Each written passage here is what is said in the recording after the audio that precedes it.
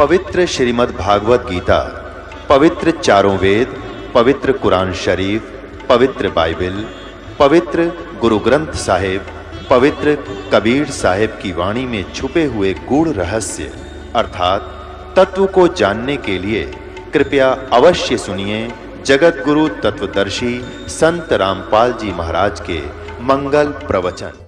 छत के ऊपर कड़ा टांग दिया करते, लंबा सरिया मोड़ कर उसमें दूध टांग देती थी कुत्ते और बिल्ली से बचाव के लिए। जब तक वो उसको गर्म ना रखती तो वो ध्यान उसका रहा नहीं, दूसरी साइड से उसने बाल्टी टांगनी चाहिए। वो कड़ा टंगा नहीं उस कुंडे में, बाल्टी का हैंडल, और उसने सोचा टंग गया, उसने छोड़ दिया, वो सारा गिर गया, सारे फर्श पे फैल गया कच्चे पे। अब उस पुत्रवधू को, उसकी लड़के की बहू को पता था कि बुढ़ियाई शुरू होगी और 36 तो आप गाड़ देगी, और फिर इसका लड़का होगा, उसने सिखावेगी समझावेगी, फिर वो पीटेगा।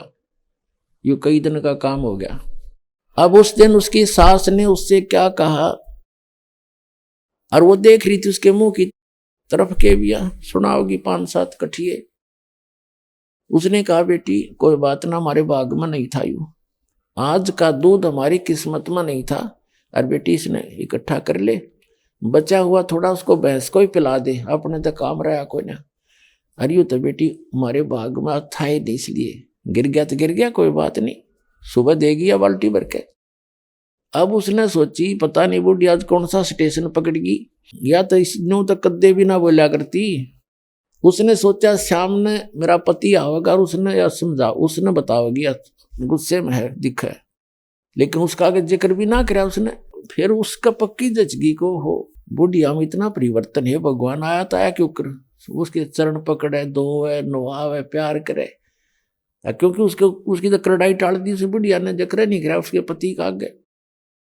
तो वो कितना प्रेम बन गया उनमें। फिर उसने कहा बेटी तू भी सत्संग में चला कर। तो पुण्यात्माओं इस प्रकार है, जो नुकसान होना वो तो हो चुका होता है, फिर वो उसको धमका रहा है, उसने खुरका रहा है, तूने नौ कर दिया, ऐसे कर दिया, वो काम का एक बकवाद है। जो होना था हो गया, आगे सावधानी बरते, इतनी सी बात होती, कोई बात ना जो हो। लेकिन अब वो राजा चाहता था कि एक बार ये ऐसा ज्ञान दे रहे हैं कि हिंदू और मुसलमान तुम दो मानते हो, है भले पुरुषो, उस परमात्मा के घर से आए हो, तुम एक हो, और परमात्मा पाने के लिए तुम अलग अलग बटे हो। इस ज्ञान को समझकर फिर एक हो जाओगे, इसमें क्या बड़ी बात है। भक्ति करोगे तो पीछा छूटेगा, हिंदू मुसलमान सिख ईसाई बनने से पीछा नहीं छूटेगा। जो सच साधना करेगा, चाहे हिंदू करो, चाहे मुसलमान, सिख करो, चाहे ईसाई, उसका कल्याण होगा, नहीं तो नहीं होगा। और वो साधना परमात्मा लेकर आए थे, वो ही आकर बताते हैं आज इस कलयुग में ये समय है, वो निर्धारित समय है कलयुग का, बिजली पीढ़ी का। तो अब वो साधना दास को प्राप्त है, उस स्पेशल दी है उस परम पिता ने आपके उद्धार के लिए, पूरे विश्व के कल्याण के लिए। आप इसको गहराई से समझो, सदग्रंथों से मेल करो, उन महापुरुषों के बताए साधना से मेल करो, और जिन महापुरुषों ने परमात्मा पाया उनसे मिलाकर देख लो, फिर 2 मिनट में समझ में आ जाएगा। फिर तो भक्ति करनी शेष रह जाएगी। अभी तक तो हमारे बीच में ये बहुत बाधाएं पैदा कर रखी इन संतों ने, नकलियों ने, हमें अलग अलग बांट कर। कोई कहता ये साधना ठीक है, वो कहता नहीं ये ठीक है, मुझे इससे लाभ होगा। वो लाभ तो उसको हुआ था किसी अपने संस्कार से, और नाम कर दिया उस साधना। उस साधना से तो हो ही नहीं सकता, क्योंकि वो शास्त्र अनुकूल नहीं है। अब जो प्रश्न चल रहा था आज का, कि परमात्मा हमारे प्रारब्ध के संस्कार को भी काट सकता है, और ऋग्वेद मंडल नंबर 10 सूक्त 162 162 के मंत्र नंबर 2 में कहा है कि यदि कोई व्यक्ति रोगी है या वैसे उसकी मृत्यु को प्राप्त हो गया, और पूर्ण परमात्मा, क्योंकि वो रामानंद जो है, तो परमात्मा अपनी शक्ति से उसको उस मृत्यु देवता से भी छुटवा कर वापस ला सकता है, और उसको आगे 100 वर्ष के जीवन और दे सकता है। वो इतना समर्थ है, तो वो काम समर्थ ही कर सकता है। तो उस समर्थ की पहचान करने के लिए भी हमने इन लक्षणों को देखना पड़ेगा कि प्रारब्ध में कर्म का दुख था, सिकंदर लोधी के संस्कार का यानी किस्मत में लिखा हुआ दुख था जलन का, वो आशीर्वाद से ठीक। और फिर रामानंद जी का कत्ल कर दिया था, परमात्मा ने बता दिया था कि इसका संस्कार इतना ही था और आपसे ही मरना था, इसने इसका ऐसा विधान लिखा हुआ था इसकी किस्मत में। तो उसको जीवित कर दिया, उसको और काफी समय दिया भगवान ने, आगे बढ़ा दी इसकी आयु। तो पुण्यात्माओं, अब क्या होता है, सिकंदर लोधी स्वस्थ हो गया और जहां रुके हुए थे उस रेस्ट हाउस में आगे काशी में, वहां शेख तकी नाम का जो उनका धार्मिक गुरु था, मुसलमान पीर, वो बैठा था।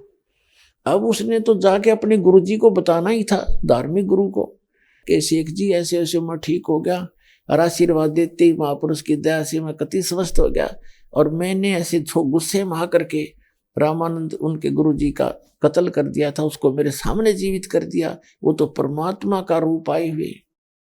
अब पुण्यात्माओं, दो वजीर और दो फकीर एक दूसरे की प्रशंसा नहीं सुन सकते, उनकी बनाए कोई ना कदे भी, ये खास राग द्वेष होता है इनके अंदर। तो उसने सोचा, शेख तकी ने सोचा कि तेरे नंबर कम हो गए और दूसरे गुरु के नंबर ज्यादा हो गए राजा की नजरों में।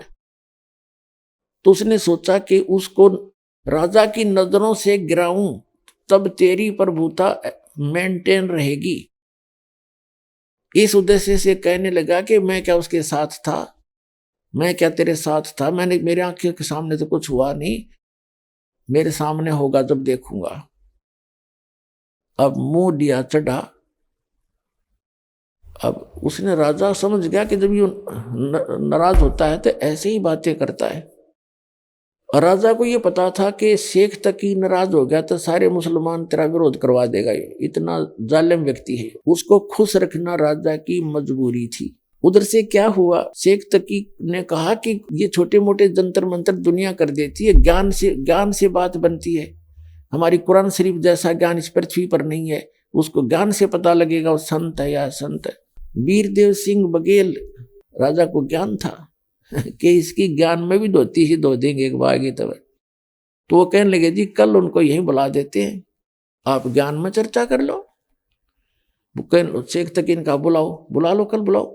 तो बुला लिए परमात्मा आगे, वहां भी काफी हिंदू मुसलमान सब बुला लिया, जो मैं सत्संग सुनिए, दो महापुरुषों की चर्चा होगी। शेख तकी ने चर्चा की, प्रश्न किया, राजा से कहा कि आप इसको भगवान कहते हो, अल्लाह कहते हो, अल्लाह तो बेचून है, वो तो निराकार है, वो दिखाई नहीं देता। तो परमात्मा ने कहा कि परमात्मा कैसा है वो तो बाद में बताऊंगा, लेकिन आप जो साधना करते हो शेख जी, आपकी साधनाओं से कोई लाभ नहीं हो सकता प्राणी को। इस बात से वो चढ़ गया कि हमारी पूजाओं को गलत बताता है। परमात्मा ने कहा गलत बताता नहीं, गलत है। कैसे? परमात्मा ने कहा कि आपकी साधना करने से राजा ठीक नहीं हुआ आपका। तो उसने कहा कि जब तक, हमारी कुरान शरीफ में लिखा है कि जब तक एक अल्लाह पर पूरा ईमान नहीं लाते और सही भक्ति नहीं करता, तब तक राहत नहीं मिलती उसको। तब कबीर परमेश्वर ने कहा कि आपका जो मुखिया है हजरत मोहम्मद सल्लल्लाहु, जिसको आप वसल्लम कहते हो, उस जैसा तो ईमान कोई ला भी नहीं सकता, और उस जैसा मुसलमान हो भी नहीं सकता, उस जैसी भक्ति साधना तुम्हारी कोई कर भी नहीं सकता। कोई कर सकता है? अक नहीं। एक नंबर का ईमान उनका था, एक अल्लाह में, कुरान शरीफ के ज्ञानदाता में ईमान लाया उसने, और उसकी भक्ति करता था। उनकी क्या हालत हुई, 3 लड़के थे, तीनों उसकी आंखों के सामने मृत्यु को प्राप्त हुए, और स्वयं उनकी 63 साल की उम्र में एक रोग से मृत्यु हुई, चक्कर खा के गिर जाता था, बेहोश हो जाता था। तो क्या वो सुखी है प्राणी जिसके सामने उसके तीनों पुत्र मर जाए? उसको सपने में सुख नहीं हो सकता, और उससे ज्यादा ईमान तुम ला नहीं सकते। कितनी बात बड़ा। अब शेख तकी का मुंह इतना सा हो गया, क्योंकि सच्चाई के सामने, और सब ने, मुसलमान थे वो भी इस बात से चौकन्ने हुए कि सचमुच जो कह रहे महात्मा जी सही कह रहे, 100 की 100 कह रहे हैं, 100% हमारे। ये तो हम रोज सुना करते कथाएं कि तीनों पुत्र मर गए, और ऐसे महापुरुष के जो दिन रात भगवान के अतिरिक्त दूसरी बात नहीं करता था, तो अन्य का क्या होगा। समझदार को संकेत बहुत होता है। अब वीर सिंह ने कहा कि भगवान फिर कारण क्या था उनका, कि उनका कारण ये है कि सूरत फुरकानी कुरान शरीफ के अंदर एक सूरत फुरकान नाम का चैप्टर है 25 नंबर, उसकी 52 से 59 में उस अल्लाह अकबर की जानकारी बता रखी है कि वो समर्थ है, वही पाप नाशक है, वो सब गुनाहों का माफ करने वाला है। उसी ने 6 दिन में सृष्टि रची, 7वें दिन तख्त पर जा बैठा। उसकी खबर किसी बाखबर से पूछो, कुरान शरीफ का ज्ञान दाता जानता नहीं। इस कारण से वो जानकार मैं हूं। परमात्मा ने कहा कि वो बाखबर मैं हूं, मेरे पास वो भी दी है, जिस कारण से ये सब सुख हो रहे हैं। वो तो परमात्मा थे, अपने आप को छुपा के कह रहे थे। बार बार यूं कहे कि ये अल्लाह कबीर मैं ही हूं, तो कतिये नहीं माने। तो ये कारण था कि इन मुसलमानों को और हिंदुओं को कोई लाभ नहीं हो रहा। कबीर साहब ये कहा करते, 2 साधना मैं बताऊंगा, सबको लाभ होगा। लेकिन ये धर्म के ठेकेदार हमारे को हमेशा ऐसे ही बांटे रखे रहे। अपनात्मा आपने समझना पड़ेगा। ये ठेकेदार तो अभी टांग डांड की कोशिश करेंगे, ये तैसे नहीं आपके। इन्होंने तो केवल अपना उल्लू सीधा करने का मतलब है, बाढ़ में जाओ जनता। लेकिन आप अपने सदग्रंथों को समझो, दास सामने कर रहा, रूबरू कर रहा, दिखा रहा आपको, इसको पढ़ो दोबारा। कोई त्रुटि है तुम दास से बताओ कि आपने गलत बोल दिया। विश्व का कोई भी संत एक शब्द कह दे, दास ने एक शब्द गलत बोला उनके विषय में, तो संताई छोड़ दूंगा उस दिन में।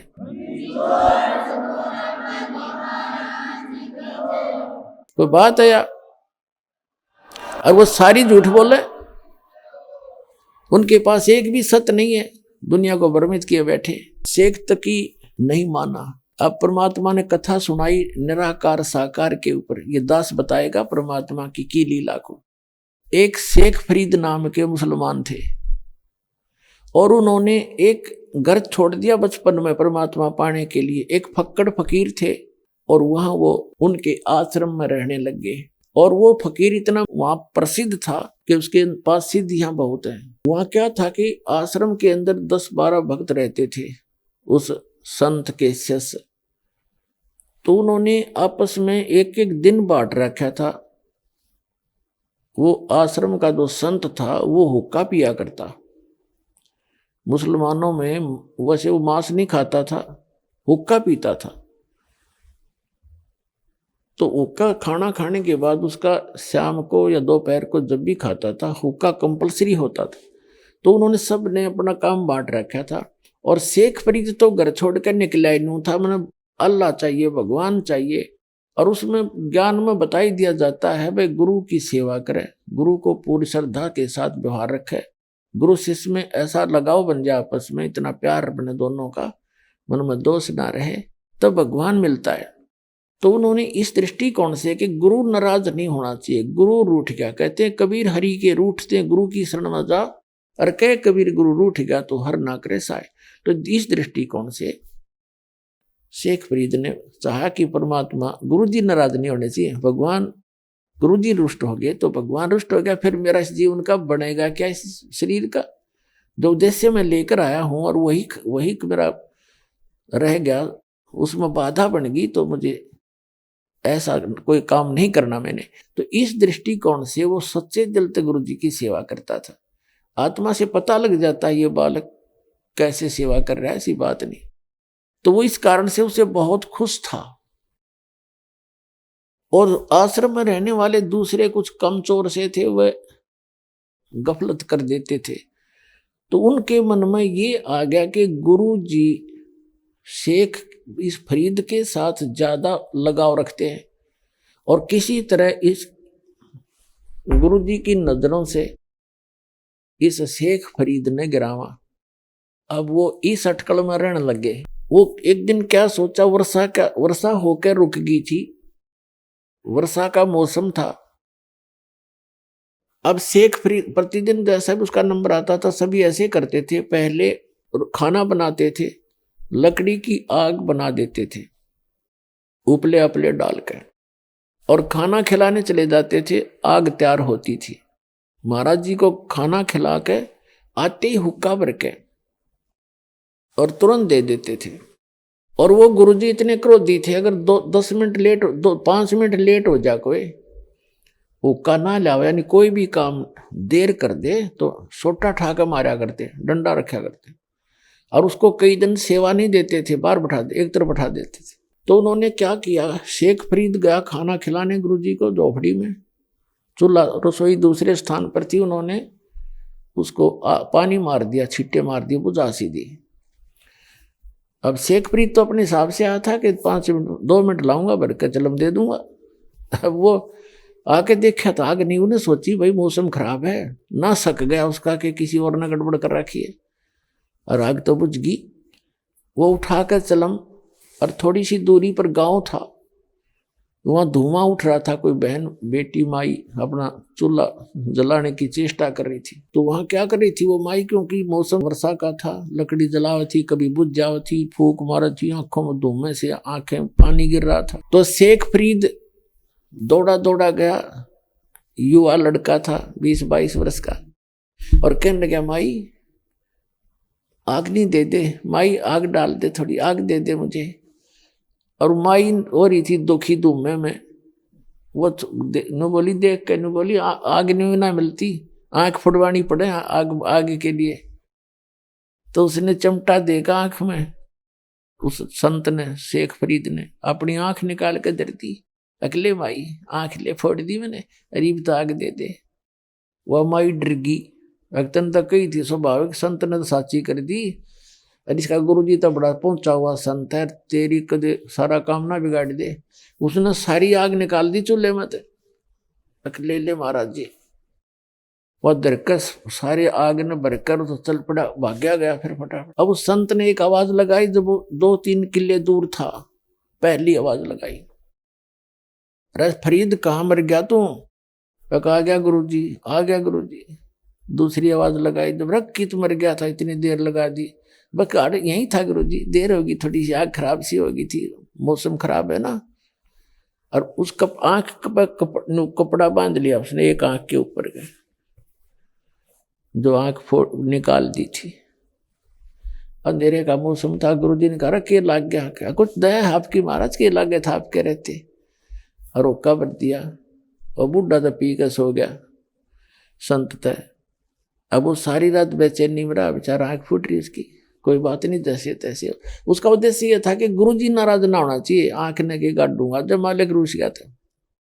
अब कहते हैं देखो कितना सेक्रीफाइस भी कर रहा था, और कित कर रहा था वो महापुरुष, किसके सामने, वहां कुछ था ही नहीं। अब उस माई ने नींद आई नहीं सारी रात, क्योंकि रात होगी मैं जाऊंगी तो महात्मा धमका देगा, तो रात ना आई कैसे यहाँ पर, और शराब दे देगा। तो सुबह वक्त से उठ दिन निकलते ही पहुंच गई, और कहे महाराज जी मेरे से गलती होगी, माफ कर दो। महाराज जी उठा, कहने लगा क्या बात है माई, क्या बात है, क्या आपके बच्चे ला गया था, और मैं धूम में दुखी हो रही थी, वर्षा का मौसम था, लकड़ी गिल्ली थी, मैंने खूब कोशिश कर रखी थी आग बनाने की, आपका चिल्ला गया। मैंने तो मजाक कर रहा था महाराज जी, उसने आंखें काट के धर दी, बर्तन के कापण पर धर के लेगी उसने, ढक्कन पे, मटके के ढक्कन है ना, कापण बोले, ये आंख काट के धर दिया, आपके बच्चे ने, मेरी गलती कती नहीं। उसने सोची ये कदे शराब ना दे दे। तब उसने बुला कर, शेख इधर आ भाई फरीद। कहाँ जी, क्या हो गया, क्या बात होगी? कुछ ना मालिक, जो शरीर आपका आंख की के बात थी दाता, आप नाराज नहीं होने चाहिए, इस माटी का बनेगा क्या? तब ने बोला बेटा यू खोल रुमाल। उन्होंने रुमाल खोला, आंख पूरी होगी शेख फरीद की, उनके गुरुजी की सिद्धियत है।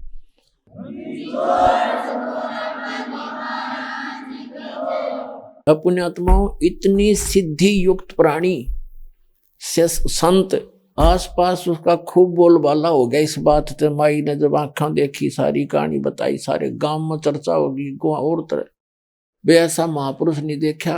अपने चेले की आंख भी ठीक कर दी, स्वस्थ हो गया।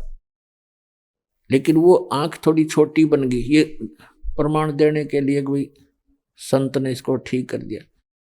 अपने आत्माओं, इसका रिजल्ट देखना क्या है। इस कथा जो दास सुनाने जा रहे हैं आपको, सारे भ्रम मिट जाएंगे आपके। अब कुछ दिनों के बाद क्या होता है, संत जी की मृत्यु होगी उस फकीर की, आश्रम वाले की। और वो चेले इस सब अच्छे चिंतित थे। एक शेख फरीद से महात्मा ज्यादा प्यार करते हैं, कहीं इसको प्रधान ना बना जाए आश्रम का। लेकिन साधु संत भक्ति के लिए निकलते हैं, इन आश्रमों के लिए नहीं। कुछ दिनों के बाद उसने उस आश्रम को त्याग दिया। उनके गुरुजी ने क्या बता रखा था कि बेटा ज्यादा से ज्यादा तप करो, और तपस्या ज्यादा करने से जितना शरीर को कष्ट दोगे उतना भगवान आपको मिलेगा और दर्शन देगा। अब देखो कमाल की बात है, सबके साथ ऐसे कर रखा काल ने। आप किसी हिंदू यानी सनातन धर्म के व्यक्ति ने पूछ कर देख लो भगवान कैसा है, कहते निराकार है। और किसी ईसाई को पूछ कर देख लो कैसा है गॉड इज फॉर्मलेस, भगवान निराकार है। किसी मुसलमान भक्त ने पूछ लो, वो कहेगा भगवान बेचून है, निराकार है। शेख फरीद ने सोचा गुरु जी का आदेश है, वे जितना गणा तप करेंगे भगवान मिलेगा। तो उन्होंने कहते हैं 12 वर्ष में 1.25 मन यानी 50 किलो अन्न खाया। 12 वर्ष, एक वर्ष में 365 दिन, और 12 वर्ष उस 12 से गुणा कर लो, और एक दिन की एवरेज निकाल कर देख लो 50 किलो कितने दानों का आटा इससे आता है। 10 ग्राम नहीं आओ एक दिन में। इतना आहार किया उसने कुल 12 वर्ष में, और तपस्या करी। शरीर कति सूख का कांटा हो गया, अस्थि पिंजर शेष रह गया, और कुएं में लटका करते थे। और कष्ट देने के लिए ऊपर पैर बांध लेते थे, वृक्ष के टहनी कर नीचे कुआं था, उस वृक्ष के रस्सा बांध कर नीचे चले जाते थे, और बाहर आते थे, थोड़ा बहुत आहार करते थे, फिर लटक जाते थे। एक दिन कौवे वो आकर लेट गया, ज्यादा थके हुए थे ऐसे, और कौवे ने सोचा आदमी मर गया, आकर बैठ गया। उसके सारे शरीर पर घूमे फिरे, उसमें कितना मांस दिखा नहीं, अस्थि पिंजर कति शेष खाल में लिपटा हुआ। माथे भागा बैठ गए कि आंख खाएंगे ये, इनमें कुछ है मांस थोड़ा सा। तब शेख फरीद ने कहा कि भाई कौव्यो, मेरी आंख ना खाइयो, मेरे शरीर पर कहीं मांस हो तुम वैसे खा लो, मेरी आंख छोड़ दो, मुझे परमात्मा के दर्शन करने हैं। आंख खराब कर दोगे तो मैं भगवान के दर्शन नहीं कर पाऊंगा। तो वो जब बोला तो कौवे उठ गए कि तो जीव है, जीवित है व्यक्ति। अब उसने ये सोचा कि भी अगर बाहर रहूंगा तो कौवे खत्म करेंगे मेरे को, आंखें भी खत्म कर देंगे, फिर मैं कति कंडम हो जाऊंगा, भगवान मिले नहीं, अंत और शरीर अंत होने को हो गया। वो इस दृष्टिकोण से फिर दोबारा धीरे धीरे पैर बांधे रखे थे, सहज लटक गया कि अब तो मर के निकलूंगा इसके अंदर से, या तो भगवान मिल जाएगा ना खत्म। अब वो परमात्मा आके खड़े हो गए उस कुएं के ऊपर, और रस्सा पकड़ के उसको बाहर निकालने लगे कबीर परमेश्वर, अल्लाहू अकबर। तो शेख फरीद ने कहा कि भाई कौन है, मेरे साथ शरारत मत करे, क्योंकि पहले वो ऐसे कुएं में लटक रहे होते थे, तो बच्चे आते थे उसके रस्से न डंडी तो घुमा देते थे। शेख फरीद कभी इधर लगता था कुएं में, कभी इधर लगता था, और वो ऐसे कर लेता था। अब बच्चे हैं, छेड़छाड़ कर चले जाएंगे थोड़ी देर में, वो एक बार धक्का के भाग जाते थे। उसने देखा कि इसने तो मैं बाहर ही निकाल लिया, उन्होंने सोचे अच्छा नालायक आदमी आया। तो उसने कहा भाई मुझे छेड़े मत। शेख फरीद कहता है भगवान से कि मुझे ना छेड़, और तू अपना काम कर, मैं अपना काम कर रहा हूं। तो परमात्मा ने पूछा आप क्या कर रहे हो महात्मा जी? कि मैं परमात्मा के दर्शनार्थ, परमात्मा के पाने के लिए, भगवान को देखने के लिए, परमात्मा का दीदार करने के लिए और साधना कर रहा हूं। तो परमात्मा ने कहा कि जिस भगवान की तू साधना कर रहा है, पहले तो यह साधना ठीक नहीं तेरी। परमात्मा ने कहा कि मैं हूं वो अल्लाहू अकबर। शेख फरीद ने सोचा तो कति पहाड़ी टकराएगा, तो निरा निकम्मा आदमी है, अपने आप को भगवान कहता है, फिर भी साधु अपने भाव से बोला करते हैं। शेख फरीद ने कहा कि भाई ऐसे ना बोल, तुझे पाप लगेगा, भगवान दिखाई थोड़ा ही देता है, भगवान तो बेचून है, निराकार है, और आदमी भगवान नहीं हो सकता। भगवान आदमी भगवान नहीं हो सकता। तो परमात्मा ने कहा कि भले आदमी, तुम्हारी थ्योरी क्या और प्रैक्टिकल क्या कर रहे हो तुम? एक तरफ ते कह रहे हो कि भगवान बेचून है, निराकार है, दिखाई नहीं दे, और ऊपर से न्यों उसके दर्शनार्थ में प्रयत्न कर रहा हूं। खाक देखेगा जब निराकार है तो क्या देखेगा, कुंडले डोरा है। तो शेख फरीद ने सोचा भाई आदमी तो काटेगा ही, तो बात तो करी कही सही इसने, पर मन में जो हमारा धारणा काफी समय से बैठी हुई होती है उसके आधार से सोचा कि भगवान तो खरी नहीं होगा, लेकिन बाखबर पूरा है तो आदमी ठीक लग गया। या बस एक के सेकंड में समझा दी, क्या करें गामकार ज्ञान का तो चमका ऐसा लग गया करे। एक का चोट से धारी आदि मिलन दाचा, उसकी एकदम बुद्धि घूमगी। अगर सचमुच एक तरफ तो हम निरा बेचून बताओ और फिर उसके दीदार के लिए प्रयत्न कर रहा, दर्शनार्थ, भगवान ने देखूंगा भगवान पाऊंगा, निराकार का पाओगा क्यों? तो फिर उसके यह बात समझ में आ गई। नो के नो पैर पकड़ दिए लटके लटके ने बोला महाराज मैंने रास्ता बता दे, मैं तो परमात्मा के लिए अगर छोड़ के आया था, आज तक मैंने तो शरीर का विनाश कर लिया पर मालिक का आसपास नहीं मिले। तब उसने बताया परमात्मा ने कि भाई इस तरह तो लाख वर्ष कर ले तो भी तरह भगवान निकट नहीं आ सकता। वह विधि मैं बताऊंगा, मेरे पास है बच्चा, साधना करनी पड़ेगी, जब वहां जा जब उसकी प्राप्ति होगी। तब उसने धीरे धीरे कहने लगे थोड़ा बहुत आहार भी करना चाहिए, इस शरीर के साथ इसी दुश्मनी मत करो, बड़ी मुश्किल से मिलता है यो। इसमें कहते प्रथम अंदर संयम राखा, योग युक्त सब सतगुरु बाखा है। गीता अध्याय नंबर 6 के श्लोक नंबर 16 में कहा कि अर्जुन ये योग ना तो ज्यादा खाने वाले का, ना बिल्कुल ना खाने वाले का, ना ज्यादा सोने वाले का, ना कति घना जागने वाले का कभी सफल नहीं हो सकता। प्रथम अंदर संयम राखा, योग युक्त सब सतगुरु बाखा, यानी पहले खाने पीने पर संयम करे। इतना भी नहीं खाओ दड़ी पक्का खा लो फिर अंगड़ाई टूटे, जा भक्ति कैसे करेगा। और बिल्कुल भी ना खाओ फिर भक्ति बने को ना, पेट इकट्ठा हो जाए। अंदर संयम रखे, सीमित खावे, जिससे भक्ति भी बने और आलस भी ना छावे। तो शेख फरीद का फिर मोक्ष हुआ जब कबीर परमात्मा उसको मिल गए। देखो पुणात्माओं, दर्शन करना भगवान का कोई और बात है, परमात्मा के लोक में स्थायी स्थान पाने से हमें मोक्ष होगा, तब हमारा छुटकारा होगा, उसकी विधि है। जैसे भगवान शिव के साथ पार्वती माता उनकी पत्नी सदा साथ रहा करती, रोज दर्शन कराया करती, और उसका मोक्ष ना, उसको मंत्र मिला। अमरनाथ जो बना हुआ स्थान, वहां पार्वती जी को मंत्र दिया गया था। ये जो पहला आपको 5 नाम दिए जाते हैं, ये 5 नाम का दिया था। उस मंत्र से उसकी इतना मोक्ष हो गया जितना उस मंत्र से होना था, इतना अमरत्व प्राप्त हो गया उसको सच्चे दिल से भक्ति, सच्ची साधना करने से। लेकिन शिव जी के दर्शन से मोक्ष नहीं हुआ उसका। तो पुण्यात्माओं, परमात्मा 120 वर्ष, वो अल्लाहु अकबर, वो पूर्ण परमात्मा परम अक्षर ब्रह्म 120 वर्ष काशी में रहे। कितने लोगों ने दर्शन किए? 64 लाख तो शेष हो गए थे उनके उस समय, और सब ने दर्शन किए, कोई पार ना हुआ, क्योंकि उन्होंने उनके द्वारा बताई गई साधना पर विश्वास नहीं किया, वह साधना पूरी ना की और उनको एज ए गॉड ट्रीट नहीं किया।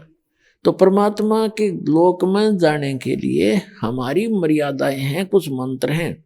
उन मंत्रों की शक्ति से इस शरीर के अंदर जो हमारे सूक्ष्म शरीर है बॉडी के अंदर, इस स्थूल शरीर से प्रयत्न करके साधना करके हम उसको चार्ज करना हमने। और इस शरीर को छोड़ देंगे तो ऊपर का यहाँ का इस काल का दिया हुआ मटेरियल है, इसको तो ये इतना सामान इसको छोड़ दे, इसके अंदर जो शरीर है वो हमारा इतना चार्ज हो जाएगा, और फिर वो इससे निकलते ही और फुल स्पीड तो ऊपर जाएगा, तिरकुटी पर। इन सब के अकाउंट क्लियर मिलेंगे आपको, क्योंकि ये जो शरीर है सूक्ष्म शरीर फिर इतना लंबा हो जाएगा इससे निकलते ही भक्ति युक्त प्राणी का। जैसे आप कभी सूर्य की तरफ पीठ करके और अपनी छाया पर ध्यान रखना, अपनी छाया की छाती पर काफी देर 1 मिनट एकटक देखते रहना और फिर सामने देखना, आपको जमीन से लेकर आसमान को छूता हुआ आपका सिर, नीचे पैर, इतना लंबा शरीर दिखाई देगा। तो ये शरीर इतना लंबा हो जाता है, फिर ये आत्मा यहाँ से स्टार्ट करती है मूल कमल से, इसमें से सूक्ष्म शरीर से, सो इसमें से निकलकर फिर त्रिकुटी में जाती है।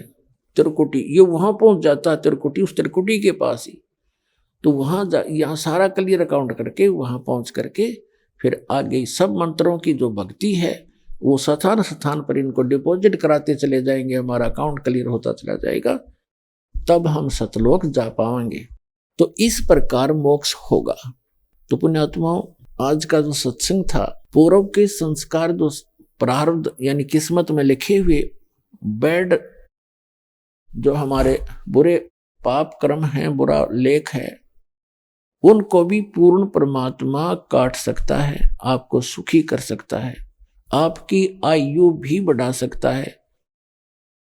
और जैसे पुनर्जन्म के ऊपर जो बहुत सी भ्रांतियां हैं मानव के अंदर, पुनर्जन्म होता है और पुनर्जन्म के आधार से ही यहाँ कोई गरीब है, कोई अमीर है, पूर्व जन्म के संस्कार से, और कोई रोगी है, कोई स्वस्थ है, कोई मंत्री है, कोई प्रधानमंत्री है, कोई एक रिक्शा चालक है, कोई कागज चुगता फिरता है, कोई कुछ कर रहा है। तो ये पूर्व जन्म की किस्मत है, पूर्व जन्म के प्रारब्ध में लिखे हुए संस्कार से है। और परमात्मा का एक विधान है कि जो जन मेरी शरण है ताका हूं मैं दास, गेल गेल लाग्या फिरूं जब तक धरती आकाश। एक राबी नाम की लड़की थी, मुसलमान समुदाय में उसका जन्म था और वो बहुत पुण्यकर्मी थी, पूर्व जन्म की संस्कारी बेटी थी, भगवान की आत्मा थी। तो वो अल्लाहु अकबर, वो कबीर परमात्मा उस बेटी को मिला जब वो घास फूस लेने के लिए जंगल में गई हुई थी अपने खेतों में। साधु संत को देखकर पुण्यकर्मी प्राणी उस तरफ आकर्षित होते हैं। महात्मा जी को उस बेटी ने प्रणाम किया, उसका विवाह नहीं हुआ था जब तक। तो उस लड़की ने प्रणाम किया, परमात्मा ने कहा बेटा भक्ति करा करो, मनुष्य जीवन भक्ति के लिए मिलता है। उसने बताया जी हम ऐसे ऐसे भक्ति करते हैं, नमाज भी करते हैं, ऐसे करते हैं वैसे करते हैं। उन्होंने सारा कुछ समझाया, बेटी ये नमाज तो ग्लूकोज है, जैसे आज की भाषा में बताऊं आपको, और वास्तविक भक्ति जो है रोग काटने की औषधि से भिन्न है, वो मंत्र है, वो मेरे पास है बेटा, इसकी भक्ति करने से मोक्ष होगा। जिंदा महात्मा के रूप में बैठे थे। जिंदा महात्मा मुसलमानों में होते हैं और मुसलमानों के महात्मा की बात का जल्दी असर होता है। तो लड़की बात समझ गई, साधु संत सच्ची कहा करते हैं। उन्होंने जो दंत कथा सुन रखी थी मुल्ला और काजियों से, वो साधना वो कर ही रही थी। तो परमात्मा से उन्होंने कहा ठीक है महाराज जी, तो आप कहोगे मैं ऐसे कर लूंगी कि बेटा भक्ति कर, ये मंत्र जाप किया कर। 5 मंत्र दिए उसको पहले वाले। अब वो मंत्र करती रही, घर वालों से गुप्त रखती रही, लेकिन उसने निर्णय ठान लिया कि मैं शादी नहीं कराऊंगी, क्योंकि पूर्व जन्म की पुण्यकर्मी प्राणी थी और फिर भक्ति से और भक्ति में रंग मिल गया, उसकी और भक्ति बढ़ती चलेगी, आस्था भगवान में बढ़ती चलेगी। अब माता पिता को चिंता हुई, लड़की युवा होगी, बेटी को घर रख नहीं सकते, विवाह करना कंपलसरी, वह मान नहीं रही। तो आखिर में लड़की को माता पिता ने कह दिया बेटी या तो विवाह करवा ले, नहीं हम दोनों फांसी खावांगे। अब लड़की ने सोची वे तो बड़ा साका हुआ, माता पिता मरेंगे, दोष लगेगा। तो उसने कहा ठीक है। उसने सोची विवाह कर लेती हूँ, पर आगे उस अपने पति से बात करूंगी। लड़की ने स्वीकृति दे दी, उनका निकाह कर दिया। एक अच्छे ऑफिसर, बड़े अच्छे साहब का एक नेक व्यक्ति था, मुसलमान, अच्छा यानी बुद्धिमान व्यक्ति था, राजा के यहाँ अधिकारी भी था, वो साहब बना हुआ था, ऑफिसर था। उसका विवाह हो गया। अब उसने जाकर के राबी ने अपने पति से कहा कि मैं आपसे एक बात करना चाहती हूँ। अका बोलो कि मैं संतान उत्पत्ति नहीं करूंगी और मुझे आप टच भी ना करना, यदि आपने मुझे टच कर दिया तो मैं आत्महत्या कर लूंगी। वो भगवान से डरने वाला व्यक्ति था। उसने कहा कि एक बात बता राबी, कोई बात नहीं, मैं ऐसे जुल्म नहीं करूंगा तेरे ऊपर, मैं कोई जोर जबरदस्ती तेरे साथ नहीं करूंगा, मैं अल्लाह से डरने वाला व्यक्ति हूं। लेकिन एक बात बता, आपने निकाह कबूल क्यों किया था? मना कर देती। कोई दबाव था तेरे पे? अकना कोई दबाव नहीं था। मेरे पर दबाव ये था कि मैंने कोशिश बहुत की थी, मेरे माता पिता ने मेरी एक नहीं सुनी और उन्होंने समाज के डर से आत्महत्या करने की ठान ली। तो मैंने यही सोचा था कि हो सकता है कोई अल्लाह से डरने वाला भक्त होगा तो मेरा जीवन रह जाएगा, नहीं मैं आत्महत्या कर लूंगी। मैं इसलिए विवाह किया है, मेरे माता पिता समाज के डर से मुझे घर नहीं रख सकते थे। तो समझ गया सारी कथा 1-2 मिनट में। फिर उसने कहा कि देख राबिया, बात सुन ले, मेरा भी समाज है, मेरा भी कुल है, ठीक है, मैं तुझे टच नहीं करूंगा, मेरी बहन की तरह रहेगी, लेकिन समाज की दृष्टि में रहना पड़ेगा मेरी पत्नी के रूप में। अपने तेरा अलग मकान बना दूंगा और तू अपना भक्ति करना, मैं अपना और विवाह कर लूंगा। मुसलमानों में कई कई विवाह हो जाते हैं। उसने ऐसा ही किया और वो लड़की अपना 100 शुक्र मनाया अल्लाह का। अब उस लड़की ने क्या किया, जो परमात्मा से प्राप्त भक्ति वह तो छोड़ दी, क्योंकि वो तो एक दिन मिले और वह समाज का हर रोज देखते हैं कि सब एक ही जैसी साधना कर रहे हैं, तो वह छोड़ दी, वह उन्हीं वाली करने लगी। 2-4 वर्ष साधना की उसने। फिर शादी होने के बाद वहां के सामाजिक लोग जैसा भी कर रहे थे वो ही करने लगी। नमाज करे 5 वक्त, अपना जैसे भी। जब वो होगी 50 वर्ष के आसपास तो ये हज करने जाते हैं मक्का में। तो उसने अपने पति से कहा कि मैं हज करने जाना चाहती हूं। उसने देखा कि 50 साल की उम्र होगी, आज तक ये कभी मैंने बाहर की औरतों के साथ बैठी भी नहीं देखी और सीधी आत्मा की। उसने कहा कि आप जा सकते हो, मुझे तो समय नहीं है, ना मैं भी तेरे साथ चलता। वो कह ली मैं चली जाऊंगी। तो उसने कहा कि आपके साथ कोई सवारी का प्रबंध कर देता हूँ, ऊंट वगैरह आपके लिए व्यवस्था कर देता हूँ, नौकर साथ चला जाएगा। वो कहने लगी नहीं, मैं पैदल जाऊंगी। भावना थी कि पैदल जाऊंगी और ज्यादा लाभ मिलेगा, और भी बहुत सी बहनें जा रही है, मैं साथ चली जाऊंगी। एक अच्छा, वो चली गई। जब मक्का से 50-60 किलोमीटर मील 60 मील जो रहेगी, तो चलते चलते कोई आगे जा रही थी, कोई पीछे रह जाती थी, कोई थक जाते थे, यात्री बैठ जाते थे। तो दोपहर का समय था, राबिया मरुस्थल से गुजर रही थी। वहां एक कुआं था और उस कुएं के पास ही कोई झाड़ी के एक स्थान था, उसमें कुतिया ने बच्चे दे रखे थे, उसके छोटे छोटे बच्चे थे। और वो प्यास से इतनी व्याकुल थी कि यदि उसको जल ना मिलता तो शायद ही चंद घंटों की मेहमान थी, मर जाती। अब वो देखा उसने, वो कुत्ती राबिया की तरफ भागी आई, उसके चरणों में लेटे, फिर कुएं में जाकर झांके और फिर भागी आवे। वो समझ गई कि यह प्यासी है। कुआं जाकर देखा राबिया ने कि वहां कोई ना कोई बाल्टी है ना कोई रस्सी है, पानी अवश्य है कुएं के अंदर। अपनी आत्माओं, ऐसी प्यारी आत्माओं, ऐसी समर्पित आत्माओं को रास्ता ना मिलने से कैसे दुखी होते हैं, सही मार्ग ना मिलने से।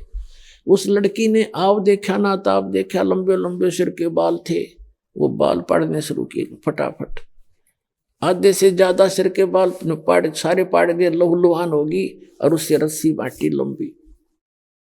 अपने कपड़े उतारे, मोटे मोटे कपड़े होते थे पहले खद्दर के, और कुएं में फांसे रस्सी, बालों की रस्सी से बांधकर उसको बाहर निकाला। एक ठेक मटका पड़ा था, खड्डा सा था, मटका टूटा हुआ, उसके ठेकरे में, उस टुकड़े में कपड़े निचोड़े, फिर निकाले, फिर निचोड़े। वो एक कुतिया खूब छिका दी, और फिर अपने पूछ पाछ कर सरने, और फिर कपड़े पहन कर और चलने की सोची थी। उसी समय वो मक्का उठ गए, वो मक्का मकान पूरा मंदिर, और कुएं के साथ में आकर लग गया, जैसे प्लेटफार्म पर रेलगाड़ी लग गया करे।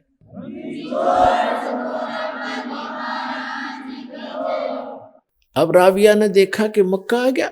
मक्के के लिए एकदम दौड़ के गई इसमें और सजदा करवा, सजदा करने लगी, इतने वहां से मक्का उठा। उसी समय एक इब्राहिम सुल्तान अधम नाम का एक राजा था। वो आत्मा कबीर परमात्मा की प्यारी थी, परमात्मा के ज्ञान को समझ चुका था, मुसलमान था, और वो राज त्याग कर सन्यासी हो गया था। वो वहां गया हुआ था मक्का में, क्योंकि संत वहां जाते हैं जहां श्रद्धालु इकट्ठे होते हैं। और वो अब्राहिम सुल्तान उनको समझा रहा था, ये मक्का नहीं एक मकान है भाई, इसमें अल्लाह नहीं है, उसकी पूजा की विधि भी आपको पता नहीं है, मैं बताऊंगा। वो ऐसा चर्चा चल रही थी, इतने में देखा सबने कि मक्का कहाँ गया, मक्का कहाँ गया, अरे मक्का कहाँ गया। तो अब्राहिम सुल्तान अधम कहते हैं कि मक्का नहीं मकाम, और गया रांड के लैंड कोनों का अदम सुल्तान। वो अब्राहिम सुल्तान कहते हैं कि ये मक्का क्या कहोगे, तो एक ढूंढ है, एक मकान है, और यो तो एक रांड ने लेन गया है। पुण्यात्मा देख सोचने की बातें हैं कि उस महापुरुष ने इतनी, जिसके लिए मक्का उठ के चला गया, उस औरत को, उस बहन को सुल्तान अदम ने कहा कि एक नालायक बहन को लेने गया, एक नालायक स्त्री को, वो तो नालायक कह रहा है, और वहां मक्का उठकर उसके लिए गया अराबी के लिए। तो पूरे मुसलमान धर्म में वो एक बहुत ही आदरणीय बहन होगी कि भक्ति ईमान लाओ तो ऐसा लाओ। अब वो क्यों कह रहा था, वो इसलिए कह रहा था कि इसने वह सही भक्ति दी छोड़ फिर डले ढूंढ लाएगी, और उस भक्ति से इसके अंदर ये सिद्धि शक्ति मालिक की दी हुई उस भक्ति से है, इसके लिए परमात्मा कर रहा है। अब इसकी बुद्धि खुल है नहीं। अपनात्माओं जैसे शेख फरीद के गुरुजी थे, उनमें कितनी सिद्धि थी, आंख भी ठीक कर दी लेकिन मोक्ष नहीं था। तो इस आंख ने के फूका 10 दिन पीछे फिर जल जाती है, तो जो मोक्ष नहीं हुआ तो इन सिद्धियां ने भी के चाटा। परमात्मा कहते हमारे शब्द के अंदर हम जो मंत्र देते हैं, शब्द महल में सिद्धि 24, हंस बिछोड़े विश्व बीसा। कहते हैं हमारे महल में, हमारे शब्द में, इस नाम से आप में 24 सिद्धि आ जाएंगी, लेकिन इसको प्रयोग करने लगे तो यहीं के यहीं रह जाओगे, आपकी टायर पंचर हो जाएगा, आपकी गाड़ी में दुनिया में प्रभुता अवश्य हो जाएगी, इसको छूना भी नहीं तुम। और उसने टायर पंचर कर दिया 4 साल की भक्ति में। वो सिद्धि तो थी उसकी, मालिक साथ था अपनी बेटी के। जब जिसने इतनी कुर्बानी कर दी, इतनी भावना नहीं, उसकी आस्था टूट जाती, तो वहां मक्का उठा के धर दिया मालिक ने, ले बेटी तो ये मक्का मार ले माथा, यही धर दिया उठा के तेरे लिए। अब उधर से वहां तो वाह वाह होगी, भक्ति हो तो साधना, ईमान लावे तो राबिया जैसा लावे, भक्ति करे तो ऐसा करे। देखो अब उनका ये भ्रम हो गया कि साथ या भी राबिया भी वही भक्ति करे जो हम करते, इससे अगर हम सही करेंगे तो हमें भी ऐसे फल मिलेगा। लेकिन उनको जड़ का पता नहीं था, वो साधना कौन सी कर चुकी थी, और फिर तो वह गुमराह हो चुकी थी। उस बैटरी पीछे की चारत से उसको मालिक साथ दे रहा था। 2 जन मेरी शरण है, ताका हूं मैं दास, और गेल गेल लग गया फिर जब लग धरती आकाश। अगले जन्म में वो लड़की मृत्यु को प्राप्त हुई, एक बांसुरी नाम की लड़की हुई, और उसने खूब परमात्मा की महिमा गाई। फिर कहते हैं वैसा बनी फिर वह अगले 3रे जन्म में। अब वो भक्ति पूर्व जन्म की जो 4 साल भक्ति की थी उसने सत्य मालिक के चरणों में, जो मालिक ने भक्ति बताई थी उसको, अल्लाहू अकबर ने, उसके कारण उसको 3 जन्म और मिल गए।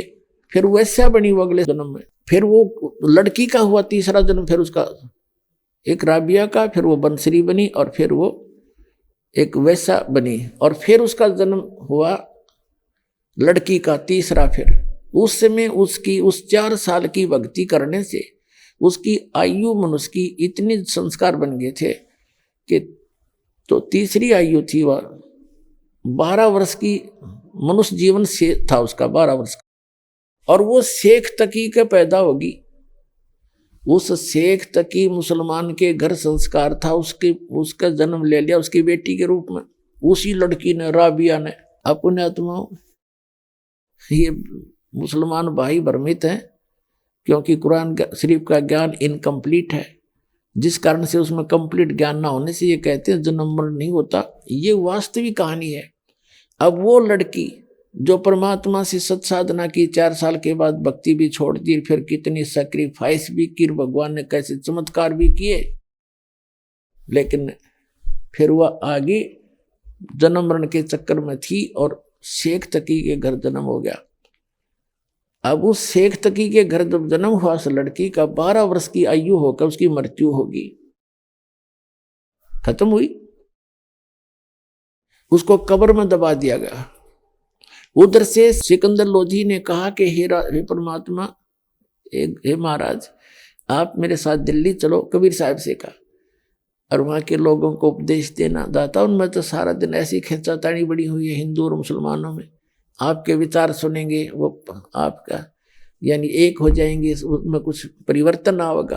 परमात्मा ने सोची चल भाई, अब शेख तकी तो मरोड़ी खा ही रहा था, उससे राजा से नाराज था, क्योंकि उसकी तब पोस्ट खत्म होने को जा रही थी, उसका पद खत्म होने जा रहा था। कबीर साहब के अंदर आस्था राजा की होगी, क्योंकि वो तो प्रत्यक्ष भगवान आए हुए थे और उसके इतने दुख दूर कर दिए जिसका लाग गए सोचन जाने।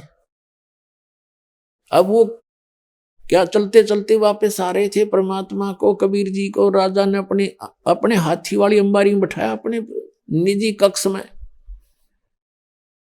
इससे और ज्यादा चढ़ गया वो शेख तकी कि मेरी तो वैल्यू खत्म होगी राजा की नजरों में। उन्होंने दरिया के किनारे पड़ाव लाया रात न रुकने के लिए, क्योंकि पानी का आसरा देख करके रुका करते थे। सैनिक भी वहां खाना भी बनाते थे, नहाते धोते, घोड़े खच्चरों को भी पानी पिला लेते थे।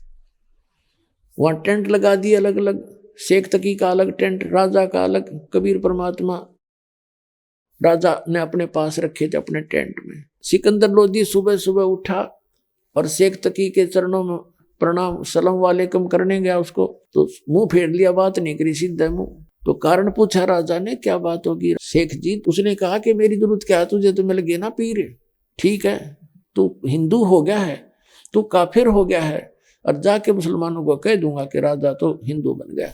हिंदू एक गुरु को गुरु बना दिया। और उस समय तो बहुत बुरी आग लग जाती है। सिकंदर डर गया, ये बड़ा बात बिगड़ी भाई थे। तो उसने सिकंदर ने पूछा कि बात क्या, बात बताओ। उसने कहा कि तू कहता नहीं मुर्दे जिंदे कर देता है, मेरे सामने मुर्दे जिंदे करा, जब जानूंगा इसको। सिकंदर लोधी आ गया, अपने टेंट में मुंह लटका कर बैठ गया, माथे पर हाथ रखे। अंतर्यामी परमात्मा ने कहा कि क्या बात है राजन, कैसे मायूस हो गए, कोई राजकाज की कोई बुरी खबर सुन ली क्या? सिकंदर लोधी ने कहा कि भगवान हे अल्लाह, आपके रहते तो क्या दुख हो सकता है, पर ये मेरा गुरु है ना धार्मिक, ये मेरा सिरदर्द है। अब यूं नाराज हो गया, न्यू कह है कि मुझे अब मेरे सामने मुर्दा करके दिखा, जब मैं मानू इसमें कोई शक्ति है। तो इसको भगवान समझ रहा है। हमारे अल्लाह के नबी ने, हमारे अल्लाह के रसूल ने, नबी मोहम्मद ने गाय मार के जीवित की थी वचन से, और यूं मेरे सामने जीवित करके दिखा दो, अगर ये पैगंबर भी है तो। तब परमात्मा ने कहा कि जाकर उसको कह दो राजन कि कोई मुर्दा ले आवे, कोशिश कर लेता हूं। अब राजा को तो पता था मेरी आंखें आगे कर रखे है, इन आंखों के सामने क्या नहीं कर देंगे। तो कहा कि पीर जी कोई मुर्दा ले आओ। कबीर जी कह रहे हैं कि ला कर देता हूं उसको जिंदा, फिर तो मान लेना। परमात्मा ने ये सोचा था कि अगर ये मान गया, शेख तकी मान ले मेरी बात को, तो सारे मुसलमानों ने कह देगा भाई भगवान आ रहे हैं, आ जाओ कल्याण करवा ले, उनका उद्धार हो जाएगा, परमात्मा के बच्चे मुझे पहचान लेंगे। लेकिन ये जो भी हमारे धर्म गुरु रहे हैं सदा से ही, सभी तो नहीं, जो पुण्य आत्मा है वो तो हमेशा परमार्थ ही सोचा करते हैं। अधिकतर इनकी वैरायटी सी रही है, ये मानने को ना चाहिए, खुदा आ जाए इनके सामने उससे भी विवाद करेंगे। आप नहीं मानेंगे, जनता बेसिक मान जाओ, इतनी कर्महीनता आ जाती है इनके अंदर। तो उसने कहा कि मैं शेख तकी कहने लगा कहां से लाऊं मुर्दा, में आएगा जब बताऊंगा, वक्त आने दे। अब सिकंदर लोधी ने सोचा भाई जैस दिल्ली पहुंचने से पहले पहले जो कोई मुर्दा आ जाए, जिंदा हो जाए, तो मेरी राज बचेगा ना, तो जाते काम बिगाड़ेगा, सब ने बका देगा। सारे इसकी बात मानते हैं मुसलमान धर्मगुरु की, और मेरा राज गया। तो परमात्मा ने यह भी समस्या हल करनी थी, क्योंकि परमात्मा अपने भगत की टेंशन देख नहीं सकते। बनारस से चलने से पहले परमात्मा कबीर जी ने कहा था कि मैं तेरे साथ जब चलूंगा राजा, जब तू मेरे से दीक्षा ले लेगा। तो सिकंदर लोधी ने, कहते हैं अपने सामने देख रहा भगवान, तुरंत दीक्षा ले ली। और परमात्मा ने कहा कि मांस नहीं खाएगा, तेरे राज्य में मांस नहीं होना, कटना चाहिए, कोई जीव इंसानी होनी चाहिए। आइए अब हम उन श्रद्धालुओं के अनुभव जानते हैं जो जगत गुरु तत्वदर्शी संत रामपाल जी महाराज जी से दीक्षा प्राप्त कर चुके हैं तथा उनके द्वारा बताए गए भक्ति मार्ग पर चल रहे हैं। नमस्कार सर। नमस्कार सर। सर क्या नाम है आपका? मेरा नाम जीवन चंद्र कापड़ी है। जीवन जी, आप कहाँ से हैं? मैं डिस्ट्रिक्ट पिथौरागढ़ उत्तराखंड से हूँ। जीवन जी, संत रामपाल जी महाराज से नाम दीक्षा आपने कब ली? संत रामपाल जी महाराज से मैंने नाम दीक्षा 2017 में ली। जीवन जी, क्या क्या भक्ति साधनाएं की आपने अभी तक? वही सांसारिक भक्ति, 3 देवताओं की और अपने कुल देवताओं की, माता रानी की, यही सब भक्ति क्रिया करते थे। तो फिर क्या कारण बना कि आप संत रामपाल जी महाराज जी की शरण में आए? सर, संत रामपाल जी महाराज की शरण में आने का सबसे मुख्य कारण मेरा नशा बना। मैं अपने नशे से बहुत परेशान था। मैं चरस पीता था, गांजा पीता था, शराब पीता था, अंडा, मांस, मदिरा, ये सारी तामसी क्रियाएं करता था।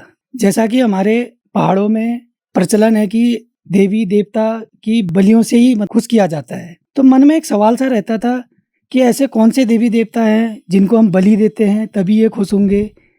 हालांकि मैं भी उसमें सम्मिलित होता था, लेकिन सवाल एक मन में हमेशा रहता था और परेशान सा भी रहता था अपने जीवन में कि क्या कभी इनसे पार भी कुछ ऐसा कुछ है कि जो इन चीज़ों से हटके हो।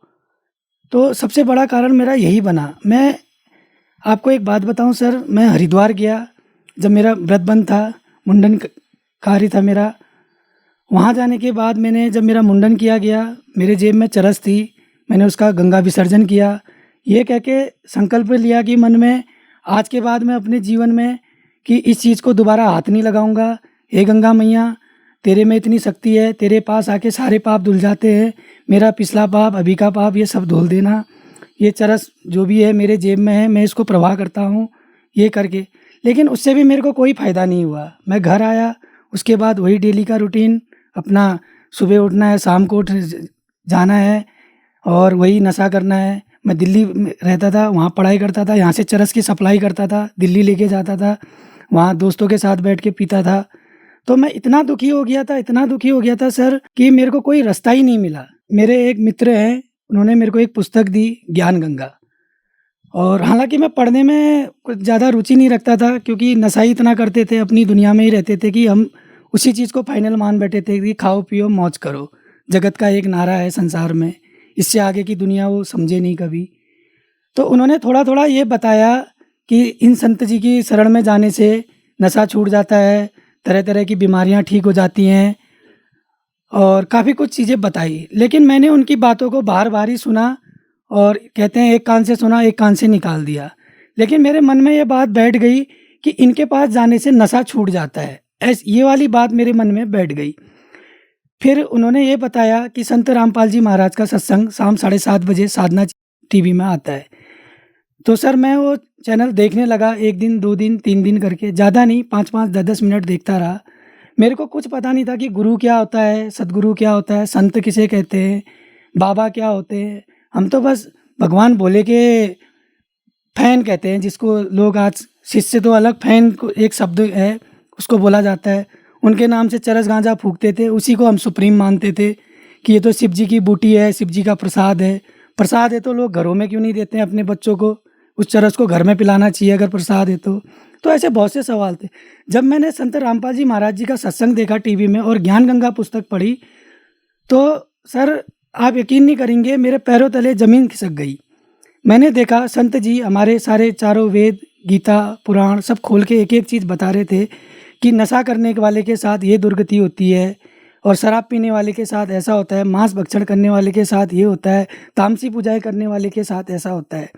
वो भगवान एक है, वो ईश्वर एक है, वो अल्लाह एक है, वो गॉड एक है, जिसका नाम कबीर देव है।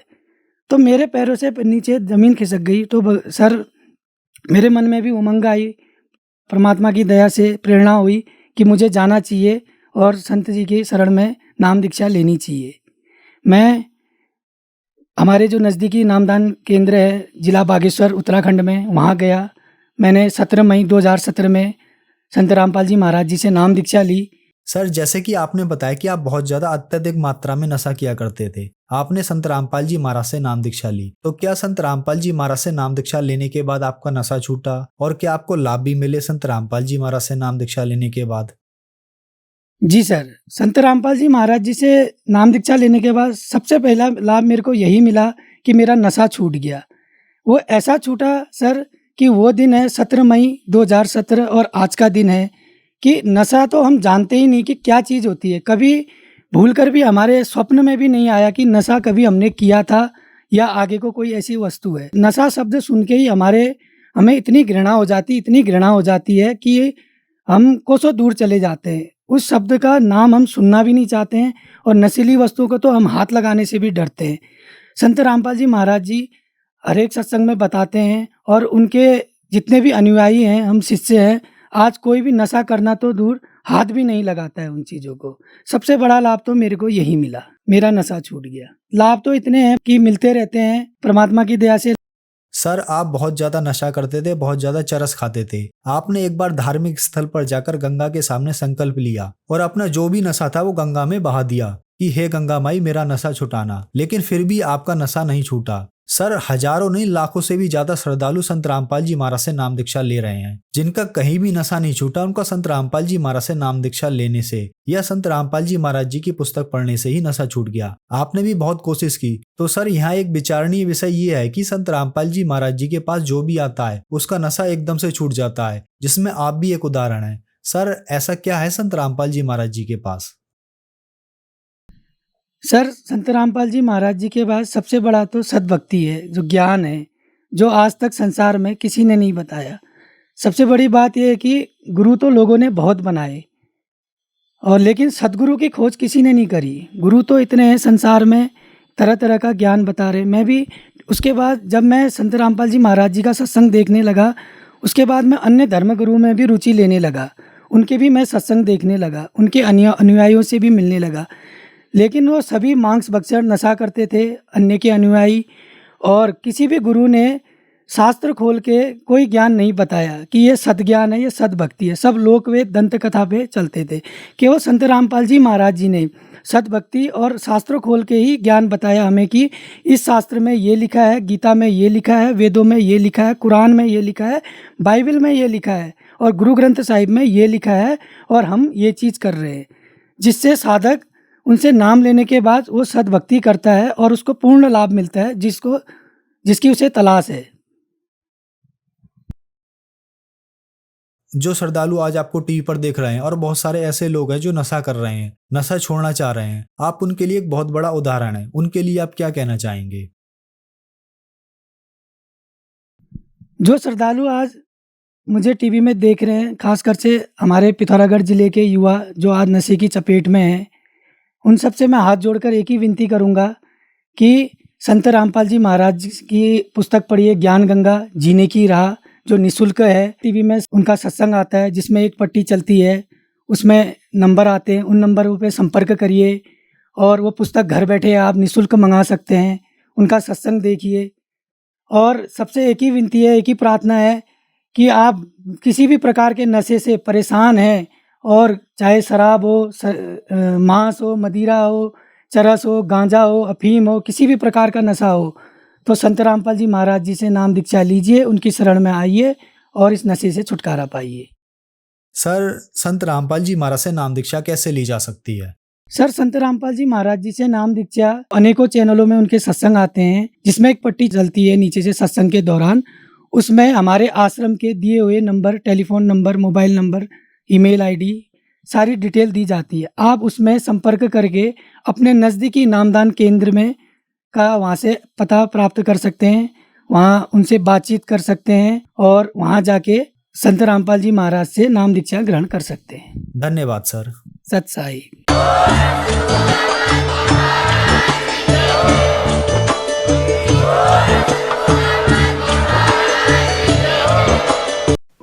आप सुन रहे थे जगत गुरु तत्वदर्शी संत रामपाल जी महाराज के मंगल प्रवचन। अधिक जानकारी के लिए संपर्क करें